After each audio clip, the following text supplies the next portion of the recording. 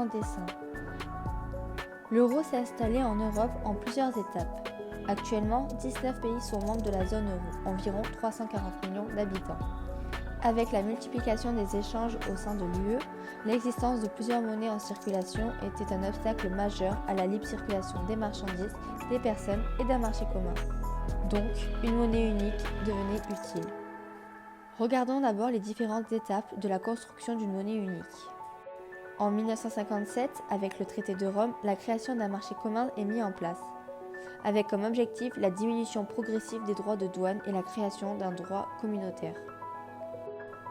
Puis, en 1992, l'un des traités fondateurs de l'Union européenne, le traité de Maastricht, va permettre de définir les règles et les conditions à avoir pour les États membres pour adopter la monnaie unique.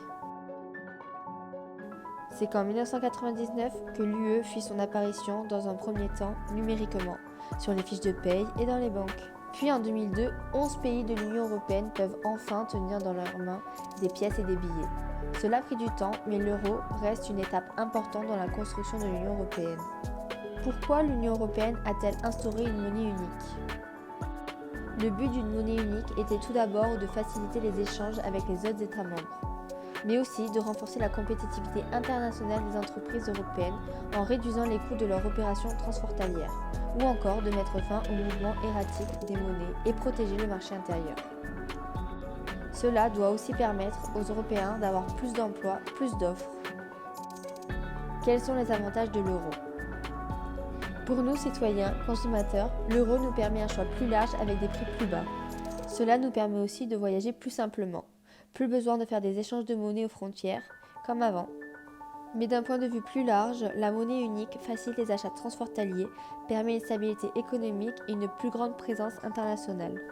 Après, certains pays comme le Danemark préfèrent garder sa monnaie pour garder leur indépendance.